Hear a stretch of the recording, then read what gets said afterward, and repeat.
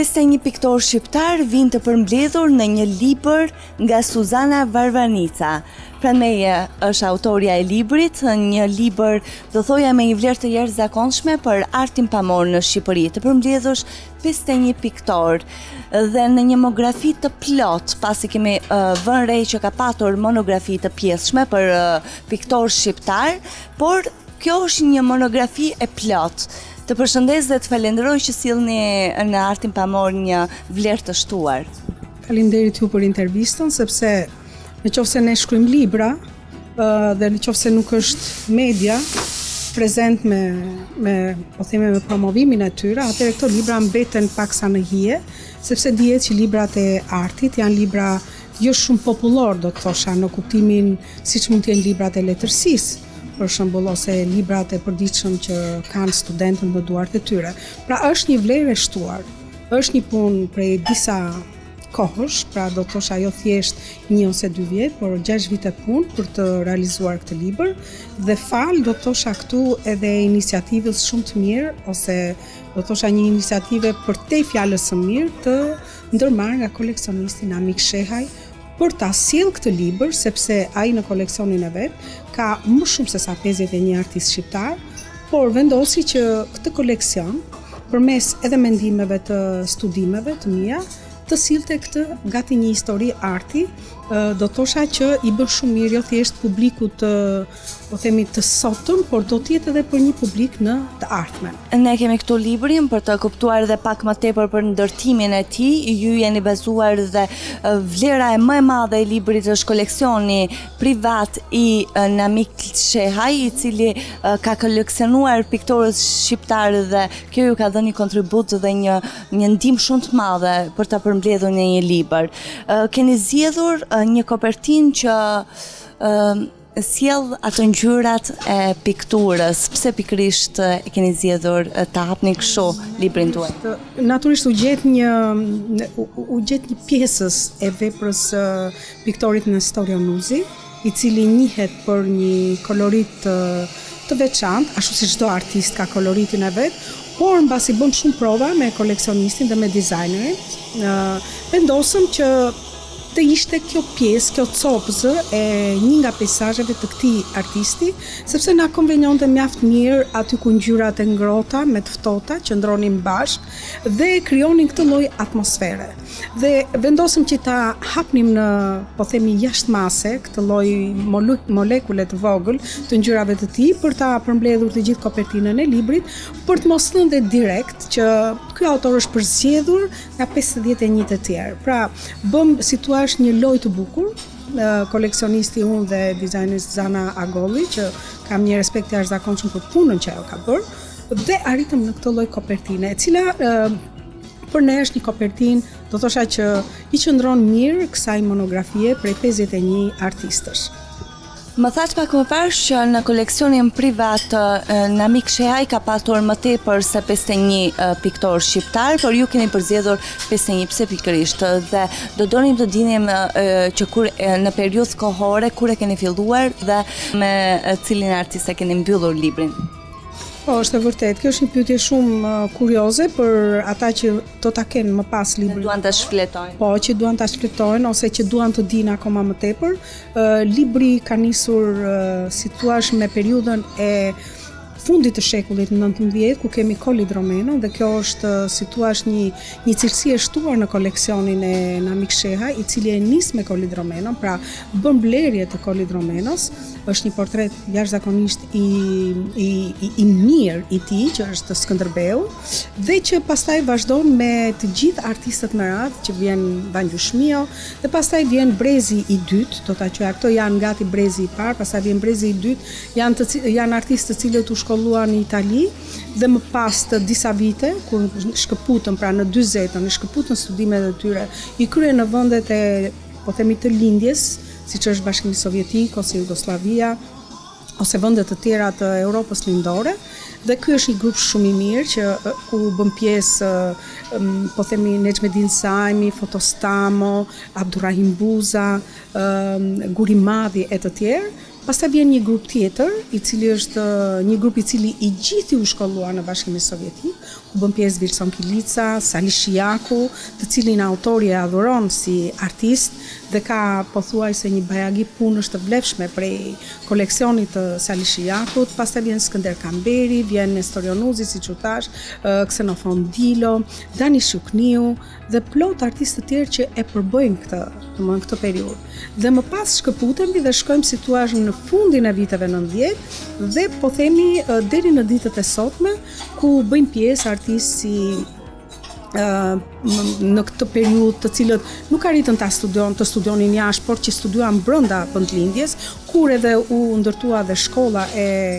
shkolla Akademia Jone e Artit, dhe ku jam artist akoma më të ri, të cilët artisti i kërkon, koleksionisti i kërkon, më shkon për studio, kontakton me këta, siç është për shembull Aleksandër Filipi, për cilin përsëri artisti ka një adhurim të veçantë për këtë lloj artisti dhe e koleksionon edhe e vëzhgon her pas here punët e tij, dhe duke dalë deri tek artisti më i ri që është Adrian Çene, për cilin përsëri artisti ka, si thua, një adhurim të veçantë për pikturën, sepse dihet që koleksionistët krijojnë buxhetet e tyre, pra krijojnë koleksionet e tyre, por kanë pikat e tyre të dobta, të cilat i afron më shumë me artistin, që është edhe Mustafa Arapi në këtë rast. Pra, të gjithë këta artistë, të cilët bëjnë këtë linjshmëri që nga Kolidromeno deri tek Adrian Çene, është si thua një buxhet i shtuar dhe në vlerat kombëtare që ne ruajmë në Galerinë Kombëtare të Artit. Pra, të gjitha koleksionistë duke mbledhur pjesën tjetër, pra që nuk gjendet në Galerinë Kombëtare të Arteve, por që gjendet në këto, në banesat e këtyre koleksionistëve, përbëjnë si thua tërësinë e vlerës së artit kombëtar shqiptar. Dhe kjo është arsyeja më e rëndësishme që duhet të thënë, që këta koleksionistë, duke veçuar në këtë rast koleksionin Shehaj, janë shumë të rëndësishëm për kombin shqiptar, ashtu siç janë koleksione të tjerë të huaj për kombet e tyre, ku një studius që do të vijë 100 vite më vonë nuk mund të mbetet vetëm me koleksionin që ka një institucion kombëtar, por del dhe shef dhe koleksione të tjera siç janë koleksionet e koleksionistëve privat. Dhe atëre krijon akoma dhe më mirë, si thua, perceptimin se kush kanë qenë artistët e kohës në periudha të ndryshme. Sepse libri merret me fundin e shekullit XIX dhe shkon deri në vitet 2010 të shekullit 21. Pra, është një kohë shumë e gjatë që përfshin ose që kapin këto vepra ku ndodhen në koleksionin Shehaj. Pra, kjo është rëndësia që ka ky libër. Përpost, pastaj ideve që unë shpreh në mënyrë subjektive, nga pikpamjet e mia, nga këndvështrimet e mia, se si i shoh unë këtë artist dhe se si e shoh unë gjithë këtë periudhë. Dhe libri ka këtë rëndësi, sepse është i ndarë në 4 periudha të rëndësishme. Pra, është periudha e parë, Kolidromenos, pastaj vjen periudha e dytë, siç u thash, me artistët cilët studiuan në shkollat perëndimore në vitet 30-40, pastaj vinë ata në 40 deri në vitet 90 ku ndahen në 2 shkolla, pra shkolla e parë që vjen nga shkollat e lindjes, por dhe shkolla jonë e artit, dhe se si ndikimet e këtyre 3 shkollave më përpara, pra perëndimore dhe lindore, influencojnë për të ngritur shkollën shqiptare deri në vitet 90, dhe më pas kemi, si thua, në thojza të gjitha ndikimet që erdhën nga bota perëndimore, pati edhe në shkollën tonë, pra ndikime të arteve moderne dhe të strukturimit të qartë të një shkolle tjetër të re që ka marrë sot Akademia e Arteve në vendin tonë. Pra, bëhet një kurbe madhe që rrotullohet dhe krijon spiralen e zhvillimit. Përveç se një trashëgimi për artistët dhe por edhe për studiuesit më vonë që ka në librat që janë monografi të artistëve shqiptar, si në këtë rast janë të 51 piktorëve shqiptar, një ndihmës shumë e madhe është edhe për studentët, të cilët duan që të kenë në kërkimet e tyre shkencore të piktorëve shqiptar për t'i njohur më tepër. E në këtë libër janë të gjitha, një vlerë shtuar për artin pamor në Shqipëri. Zana, doja të dija për rreth librit, sa kohë të është dashur që të takoheshe me koleksionin privat Shehaj dhe për më tepër t'i hithje në letër të gjithë historikun e 51 piktorëve shqiptar. ke shumë drejtë, është një punë gjigante që tani unë më duhet ta them me 5-6 fjali. Por një ndihmës të jashtëzakonshme kisha nga koleksioni, që u afrua, pra nga koleksionisti, sheja i të cilin unë e pash një nga një, pastaj një ndihmës shumë të madhe, dua të them i vendit të punës ku unë kam punuar nga Galeria Kombëtare e Arteve, i institucionit të rëndësishëm ku gjenden pothuajse fakte shumë të rëndësishme rreth këtyre 51 artistëve dhe jam shumë mirënjohëse si thua fatit dhe institucionit ku kam punuar, por dhe njerëzve të cilët më kanë ndihmuar brenda, siç është arkiva, sektori i restaurimit, sektori i studimit, dhe natyrisht dua t'i çoj një përshëndetje të jashtëzakonshme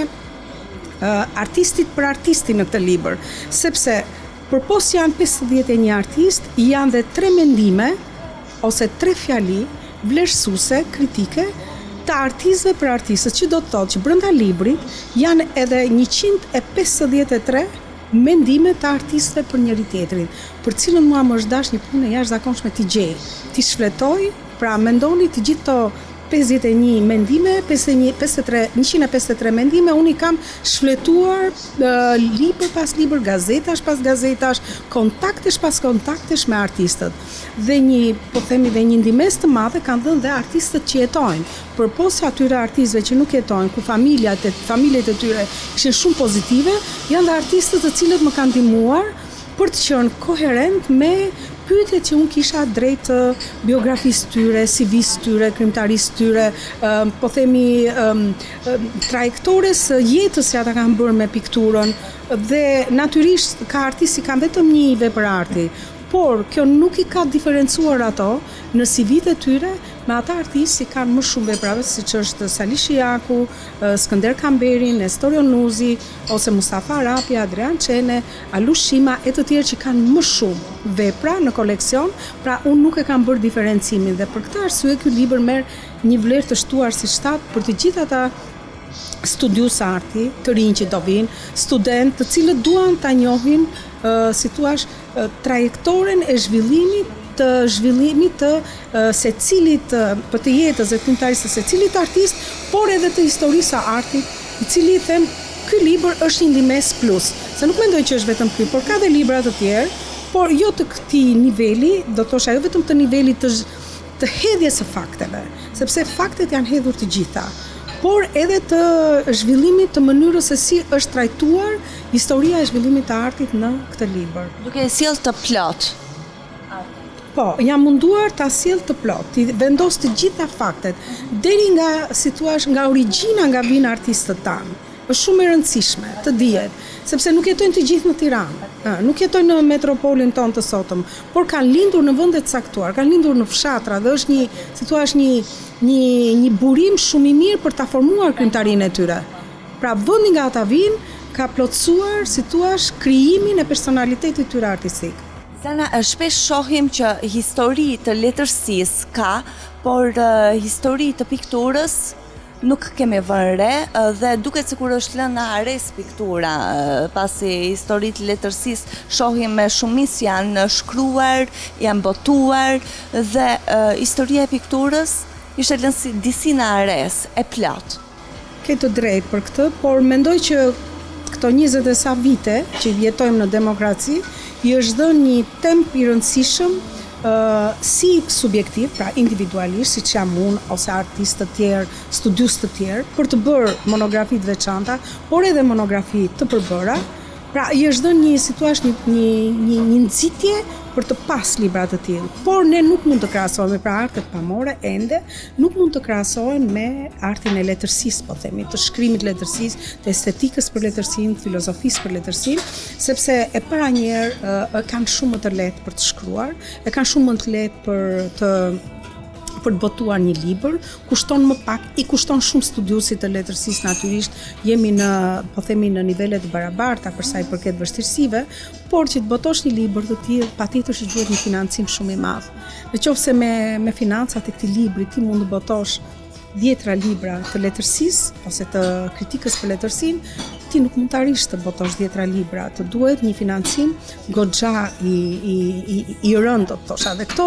janë ndërmarrje që mendoj që mund t'i bëj shteti, por mund t'i bëjnë dhe koleksionistët. Dhe në këtë rast, prandaj unë e respektoj, e vlerësoj dhe të gjithë punën e koleksionistëve. Dhe në këtë rast na mikshea që arriti dhe bëri këtë libër. Jo thjesht individualist vetëm për vete. Ky libër nuk do t'i takoj mati, ai e bëri, e ka nxjerr nga vetvetja. Ky libër tashmë do t'i takoj të tjerëve. Pra në këtë rast koleksionisti nuk duhet parë si një individ egoist për veten e tij. Jo, në këtë rast koleksionisti duhet parë palë e rëndësishme e kulturës kombëtare shqiptare, e trashëgimisë tonë kulturore. Pra, koleksionisti duhet vlerësuar në këtë rast, nuk duhet anashkaluar. Pra, nuk duhet parë si një punë egoiste në thojza vetëm për koleksionin e vet. Jo, tashmë ky libër nuk i takon vetëm atij. Ky libër i takon thash të gjithëve.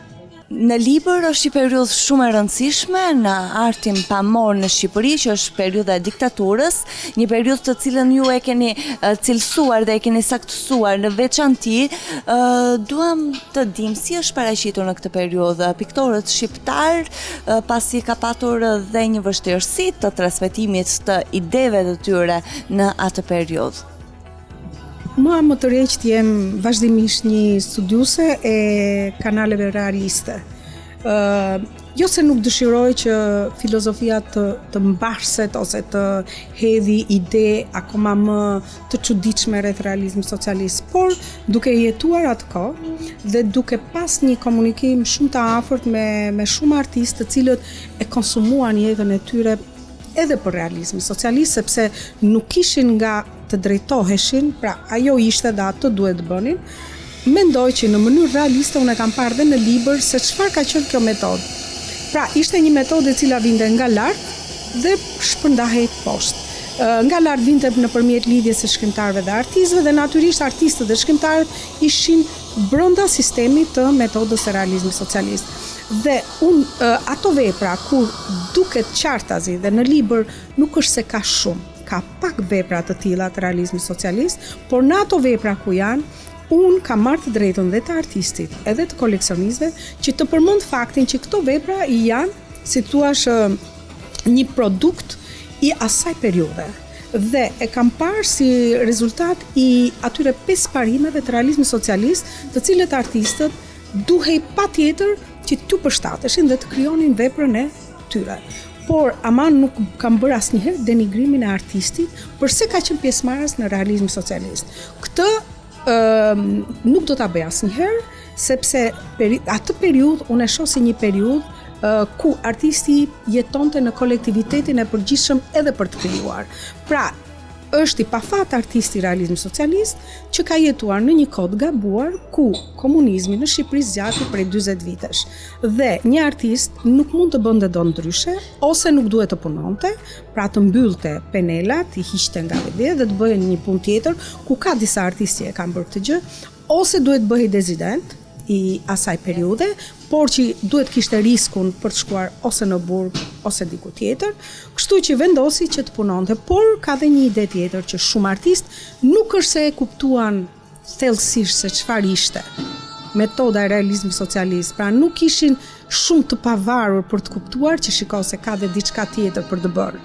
Dhe prandaj edhe është dhe periudha e bukur 69-73, ku artistët shqiptar po brenda realizmit socialist tentuan të krijonin një formë të tyre individuale për të qenë pak më të ndryshëm, por asnjëherë në temë. Tema ishte e përcaktuar. Do të pikturoj punëtori, do të pikturoj komunisti, sekretari i partisë, do të pikturoj mjedisi që na rrethonte, përpos duhet kishte në tablo një slogan, rroft Partia e Punës së Shqipërisë për shembull, etj etj. Pra nuk e shkëpuste tema këtë gjë. Prandaj edhe në libër unë kam vendosur çdo gjë ishte e realizmit, por forma që u përdor ishte forma ishte realiste, por përmbajtja ishte thellësisht socialiste. Dhe kjo periudhë, siç u thash pak më përpara, artistët tentuan të bënin diçka më ndryshe dhe arritën qëllimit për të bërë diçka më ndryshe, por në formë, nuk arritën dot pra në penelatat e tyre, në ngjyrat e tyre, por nuk arritën dot në subjekte, nuk mundeshin ta bënin këtë gjë. Por gjithsesi kjo periudhë Dhe këto vepra arti që kemi ne, që ruhen në Galerinë Kombëtare të Artit, tregon se sa e ndryshme është një pikturë e tillë nga një pikturë e cila edhe forma